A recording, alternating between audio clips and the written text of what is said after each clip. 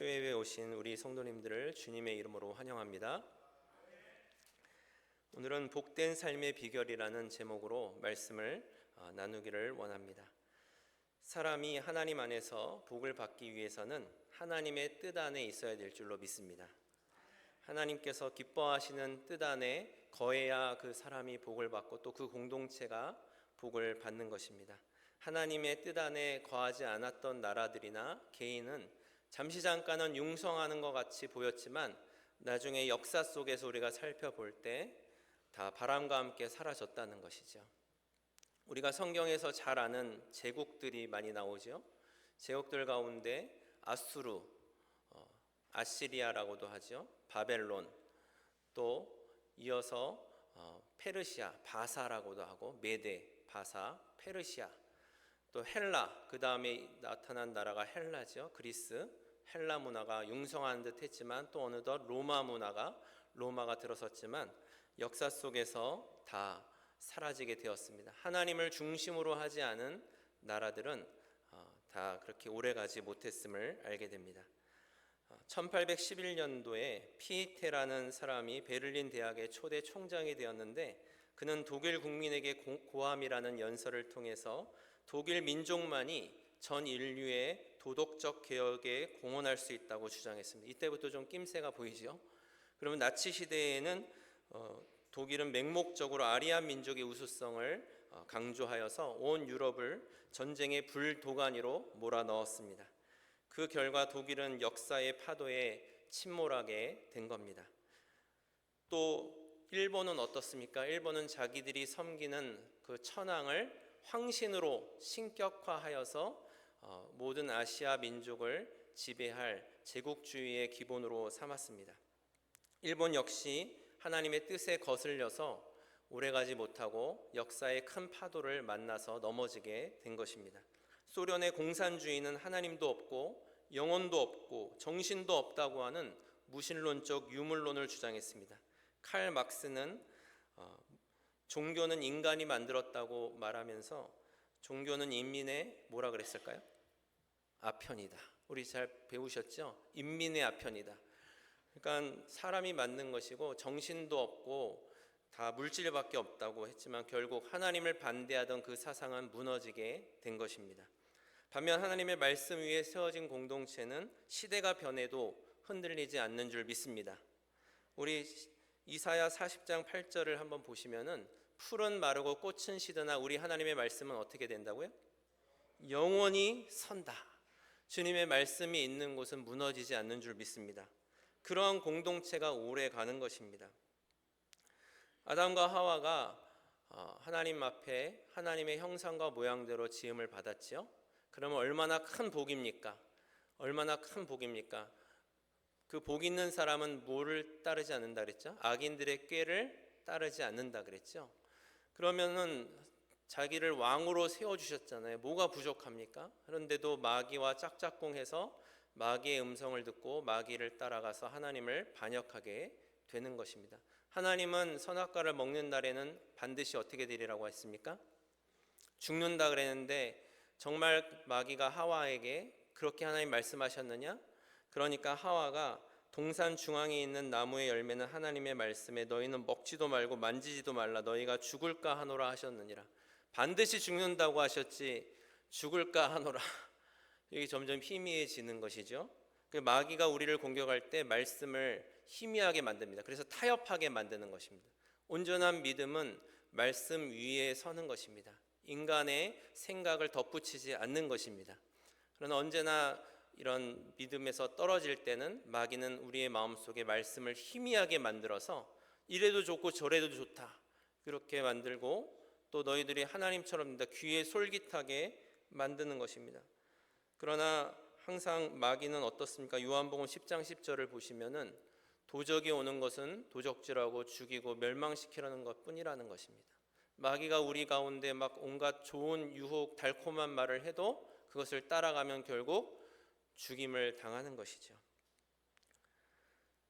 마태복음 15장 19절에 마음에서 나오는 것은 악한 생각과 살인과 간음과 음란과 도둑질과 거짓 증언과 비방이니, 그러니까 마귀가 자꾸 우리를 이러한 생각을 부추기고 있습니다. 이러한 생각을 마음속에 쌓으면 말이 여러분 이러한 말이 나오는 것입니다. 쌓은 것에서 오늘 우리가 하는 말을 한번 잘 살펴보십시오. 어떤 말을 하는가. 그래서 우리 성경 누가복음 6장 45절에서도 선한 사람은 마음에 쌓은 선에서 선을 내고 악한 자는 그 쌓은 악에서 악을 내나니 이는 마음에 가득한 것을 어떻게 한다고요? 입으로 말하는 거예요. 그러니까 우리가 옆에 있는 사람들의 말을 잘 들어보면 그 사람의 말이 그 사람을 나타내는 거예요. 그 마음에 생각하는 것이 나오는 것이죠. 그런데 복 있는 사람은 오직 여호와의 율법을 즐거워하여 그 율법을 주야로 뭐 한다 그랬습니까? 묵상한다. 묵상한다라는 단어가 조용한 소리로 읊조린다는 말도 됩니다. 그냥 마음으로만 생각한다는 것이 아니라 읊조리고 암송한다는 뜻이 있습니다. 더 강한 표현으로는 사자가 먹이를 움켜쥐었을 때 빼앗기지 않을 때 뭐 어떻게 합니까? 으르렁대죠. 그것도 여러분 하가라는 말인데요, 묵상이란 뜻입니다. 그러니까 강력하게 주님의 말씀을 수호하고 말씀을 읊조리는 것이 바로 묵상이라는 것입니다. 그러니 그 입술에서 나오는 것이 그 사람을 복 있는 사람인지 복 없는 사람인지를 나타내는 것입니다. 초대교회의 교부 크리스토스톰은 하나님의 축복을 받는 비결은 바로 말에 있다고 말했습니다. 천사의 말을 하면 천사가 찾아오는 것입니다. 그러나 악한 말을 하면 마귀가 좋아하는 내 친구 여기 있다, 우리 친구 여기 있네, 그러고 막 몰려드는 것이죠. 성공학자 데일 카네기는 그 사람이 성공할 사람인지 실패할 사람인지는 그 사람이 말하는 것을 들어보면 알 수 있다는 것입니다. 늘 성공하는 사람들은 긍정적인 말을 한다는 겁니다. 창조적인 말을 한다는 겁니다. 그러나 실패하는 사람들은 늘 불평하고 원망하고 탄식하는 말을 한다는 것입니다. 그런데 복 있는 사람은 먼저 마음에 하나님의 뜻을 따르고 악인의 길을 따르지 않기 때문에 주님의 말씀을 주야로 묵상하기 때문에 믿음의 말을 하게 되는 줄 믿습니다. 그 부정적인 말을 안 하면 항상 우리가 어려울 때도 하나님이 함께 하십니다. 그 사람은 믿음의 사람인 겁니다.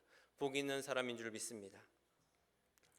누구나 분별하지 않고 막 따라다니다 보면 큰일 납니다. 악인들의 꾀를, 그들의 생각을 들어보시고 그들의 말을 들어보시고 분별해서 잘 분별해내야 되는 것입니다. 또 두 번째로 죄인의 길에 서지 않는다고 했습니다. 죄라는 것은 율법이 주어졌는데 그 율법을 어길 때 죄가 되는 것이죠. 구약에서 죄를 뜻하는 히브리어 단어가 하타라는 말이 있는데요, 관역을 빗나가다라는 뜻입니다. 그래서 우리가 화살을 쏠 때 명중시켜야 되잖아요. 빗나가면 안 되잖아요. 주님의 말씀과 기준과 뜻에 어긋나는 것이 바로 죄라는 뜻입니다. 그러니 그것을 우리가 죄를 지은 다음에는 어떻게 반응하는 거가 중요하죠. 죄를 안 짓는 사람은 없습니다. 오늘도 죄 지으셨죠? 저도 죄 지을 때가 많고 넘어질 때가 많은데요, 죄를 깨닫게 해주시면 회개해야 되는 것입니다. 그렇지 않으면 점점 습관이 되고 무뎌지고 양심이 이렇게 화인 맞는다 그러죠. 반질반질해지고 길이 되고 삶의 선택의 방향이 되는 것입니다. 그래서 죄인의 길에서 우리는 자유를 얻기 위해서 주님이 보혈의 능력을 주신 줄 믿습니다. 주님께서는 우리의 죄를 과거, 현재, 장차 지을 죄까지도 다 청산하신 줄 믿습니다. 우리의 죄값은 사망인데 우리 오늘날 죄 때문에 지옥 가는 것은 아닙니다. 바로 믿지 않기 때문에 지옥에 가는 것입니다. 주님의 은혜를 믿는 자는 그 은혜를 알고 회개하게 되는 줄 믿습니다.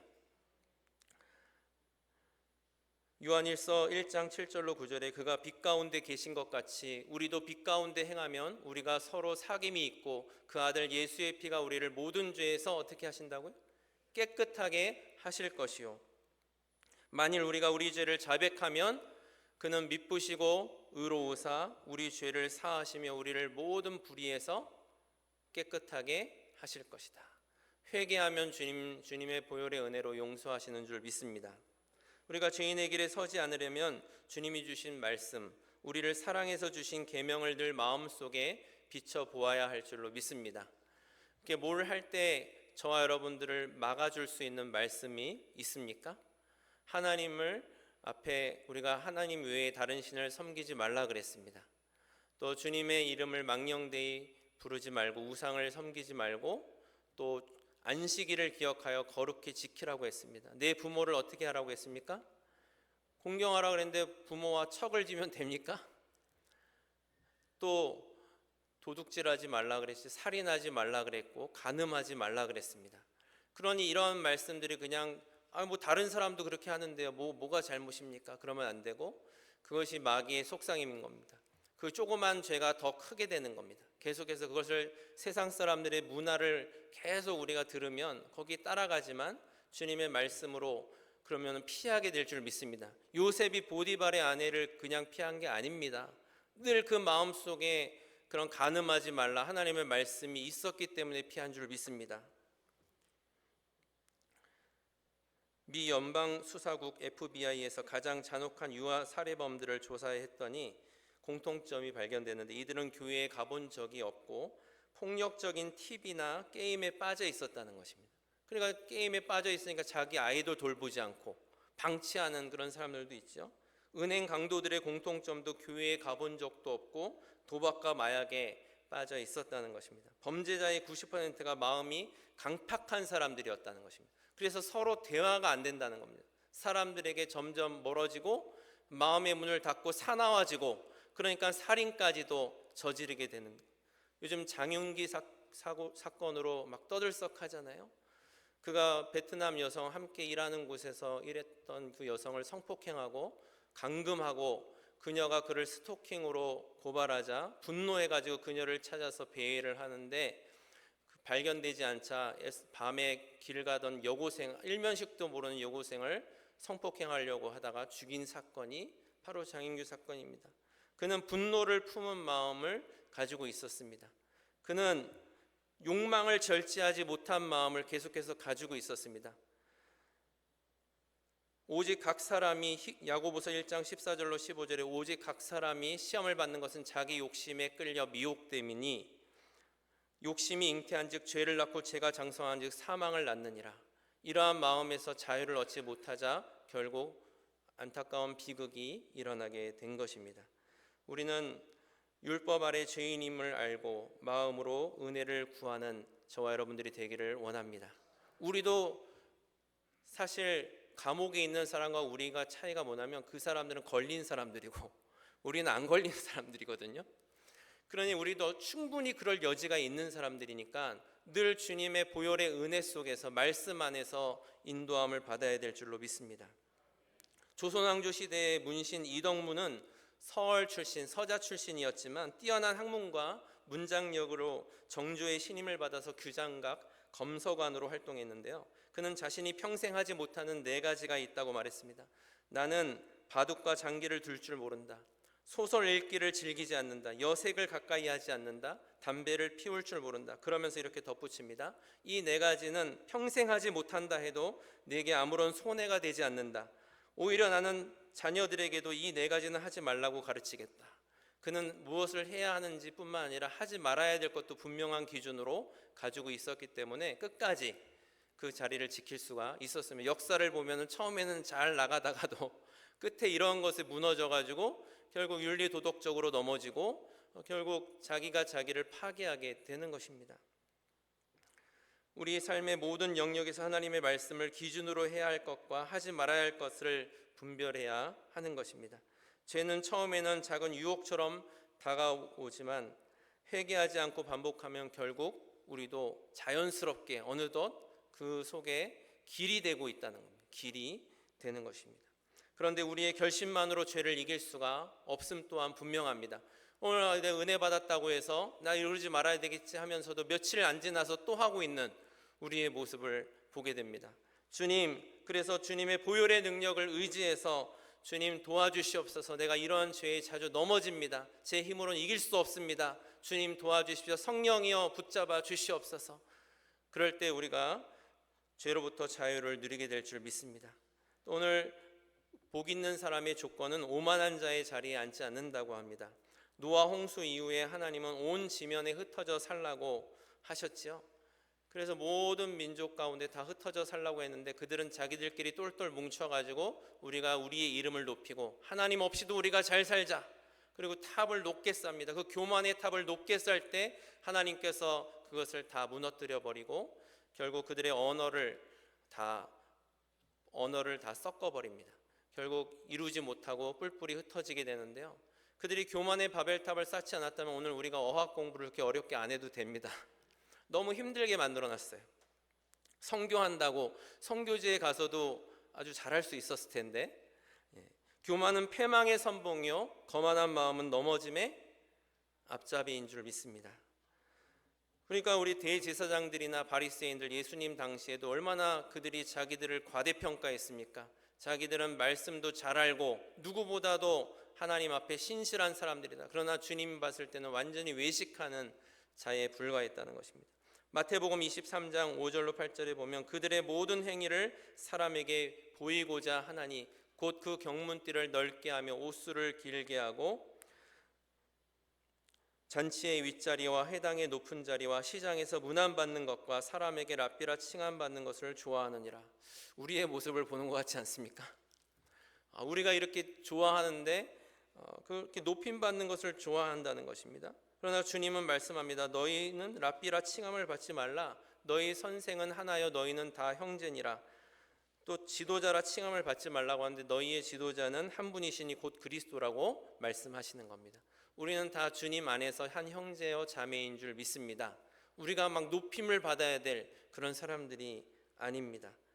이사야 13장 11절에 내가 세상의 악과 악인의 죄를 벌하며 교만한 자의 오만을 끊으며 강포한 자의 거만을 낮출 것이며, 베드로전서 5장 5절로 6절에도 하나님은 무슨 자를? 교만한 자를 대적하시되 겸손한 자들에게는 은혜를 오늘 겸손한 자는 아이고 내가 아무것도 아닙니다 이렇게 자기를 비하하는 사람이 겸손한 자가 아닙니다.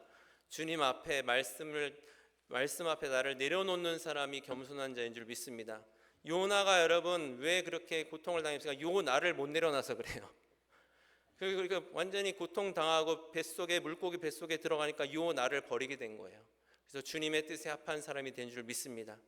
모세도 여러분 이집트 왕자로서 높은 아주 위치에 있었지만 40년 동안 광야에서 그가 방황하고 그랬을 때 그가 모든 목동으로서 낮아지는 겁니다. 주님의 은혜 속에서 인도함을 받는 것입니다. 다윗도 그가 기름 부음을 받았지만 사울에게 십수년간 쫓겨다녔습니다.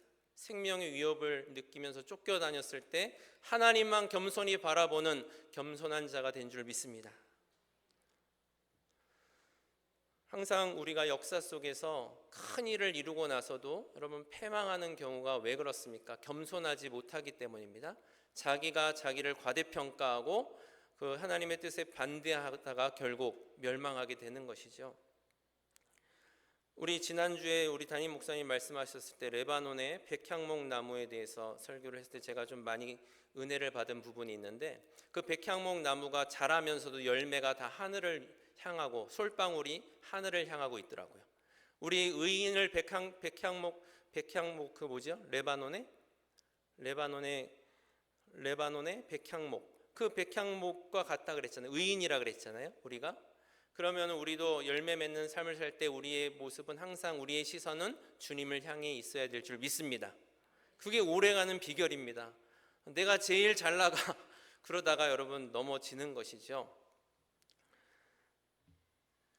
루이스 터먼 교수, 미국 스탠퍼드 대학교의 심리학 교수인 루이스 터먼은 IQ 160 이상의 천재들의 일생을 조사한 적이 있는데요.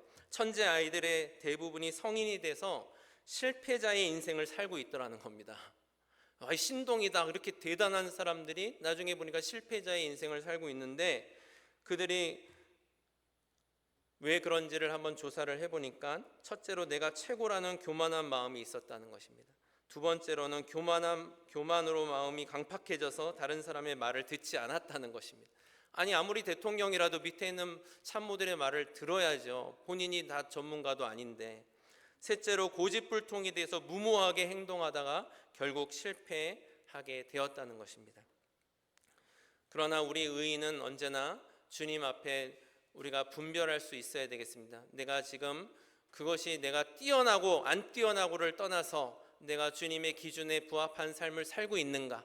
내가 지금 주님의 뜻에 맞는 삶을 살고 있는가? 내가 사랑하며 용서하며 살고 있는가? 내가 아직도 주님이 기뻐하시지 않는 삶을 살고 있지는 않는가? 이것을 우리가 기준으로 삼아서 나아갈 때 그것이 바로 겸손한 사람이고 하나님께서 붙드시는 사람인 줄로 믿습니다. 미국 콜롬비아 대학의 역사 교수인 찰스 비어드 박사는 한평생 역사와 정치학을 연구했습니다. 한 기자가 그에게 이런 질문을 합니다. 박사님은 한평생 역사 연구를 하셨는데 거기서 얻은 결론이 무엇입니까? 인간 세상이 어떻다고 생각합니까? 찰스 비어드 박사는 이렇게 대답합니다. 개인이나 국가나 욕망과 교만이 날뛰면 결국 멸망한다는 사실을 내가 역사의 교훈에서 배웠습니다. 욕망과 교만이 날뛰면 안 된다는 것이죠. 우리가 잘났든 못났든 우리가 능력이 뛰어나든 없든 주님 안에 있는 자를 주님께서 기뻐하시고 사용하시는 줄 믿습니다. 성경에 나오는 그런 인물들이 뛰어나서가 아닙니다. 주님 앞에 주님 안에 있었기 때문입니다. 주님의 말씀을 사모하는 사람들이었기 때문인 줄 믿습니다. 우리 예수 믿고 승리하는 사람은 말씀을 그래서 늘 휴대하고 다녀야 되죠. 여호와의 율법을 즐거워하여 그 율법을 주야로 묵상하는 자입니다. 신명기 17장 19절을 같이 한번 읽어보시겠습니다. 평생에 자기 옆에 두고 읽어 그의 하나님 여호와 경외하기를 배우며 이 율법의 모든 말과 이 규례를 지켜 행할 것이라.